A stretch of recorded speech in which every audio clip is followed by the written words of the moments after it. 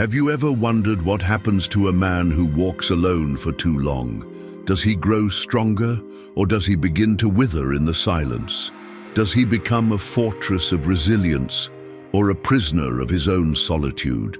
We speak of self-mastery, of independence, but there is a fine line between solitude and isolation. The question is, have we crossed it?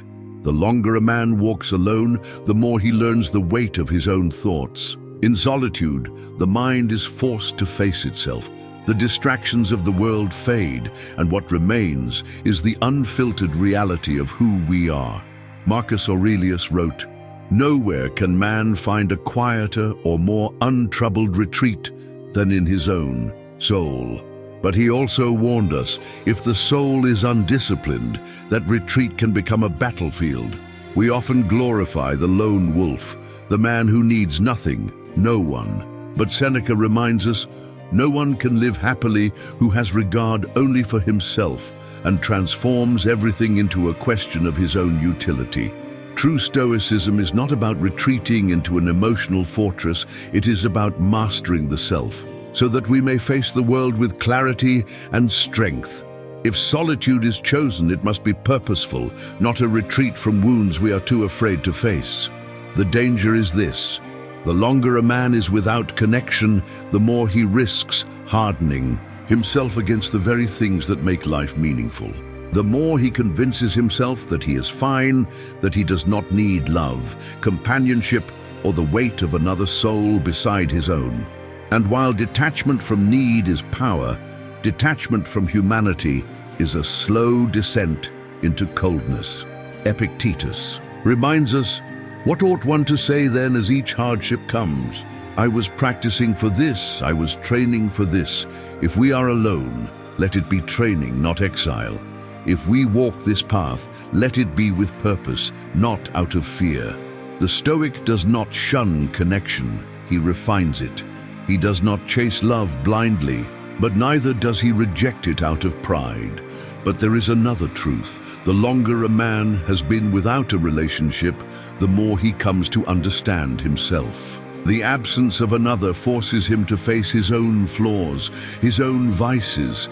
He learns discipline, not for the sake of someone else, but for himself. He sharpens his mind, tempers his desires, and becomes a man who is whole on his own. Yet, we must ask ourselves, does this solitude make us better, or does it make us bitter? Many men who walk alone for too long begin to resent what they do not have. They convince themselves that love is a weakness, that connection is a distraction, that they have transcended the need for companionship. But the truth is, a man who has mastered himself does not fear love. He does not reject it. He controls how it affects him. There is wisdom in solitude, but also danger.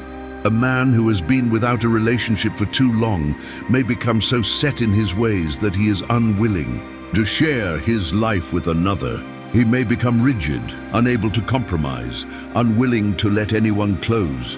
He may lose the ability to be vulnerable, to trust, to let down his guard. This is why the Stoics did not preach isolation. Marcus Aurelius ruled an empire, surrounded by advisors, soldiers, and citizens. Seneca was a statesman, navigating the treacherous politics of Rome. Even Epictetus, who was born a slave, taught and guided those who sought his wisdom. None of them lived in complete solitude. None of them rejected connection. A Stoic does not need a relationship to be whole, but he does not fear one either. He understands that love, like all things, must be approached with discipline and wisdom. He does not seek validation in another, but he also does not build walls so high that no one can enter. So ask yourself, have I been alone by choice or by fear? Have I convinced myself that I need no one, when in truth, I fear rejection? Have I called it self-sufficiency, when in reality it is self-imposed isolation? A true Stoic is not one who feels nothing, but one who controls what he feels. He is not a man who rejects love, but one who understands that love is not possession. It is the sharing of strength, the merging of two souls who walk alongside each other, not in dependency but in mutual respect. The longer a man has been without a relationship, the more he must guard against extremes.